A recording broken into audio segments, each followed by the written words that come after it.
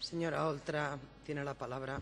Gràcies, senyora presidenta. Senyor president, ha demostrat en els últims dies estar molt preocupat pel sisè manament i per això ha eliminat l'educació sexual de les aules.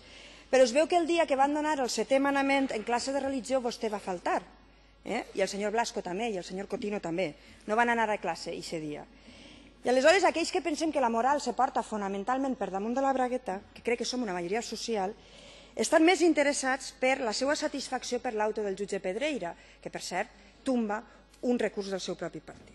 Auto que diu que pot haver indicis de delictes com els següents: cohecho, delito electoral, delito fiscal, falsedad documental, prevaricación, blanqueo y asociación ilícita. Y apunta a algunes persones com el señor Bárcenas, Cristina Ibáñez, Vicente Rambla, Ricardo Costa, rehabilitado ahora para que no tire de la manta, David Serra, Yolanda García, Rafael Betoret, Pedro García i el senyor Camps. Quina valoració fa vostè d'este auto? Quina valoració fa vostè més enllà de l'informe de la Generalitat? I aprofite per fer una altra pregunta. No hauria de pagar-se vostè la seva defensa? Señora Oltra.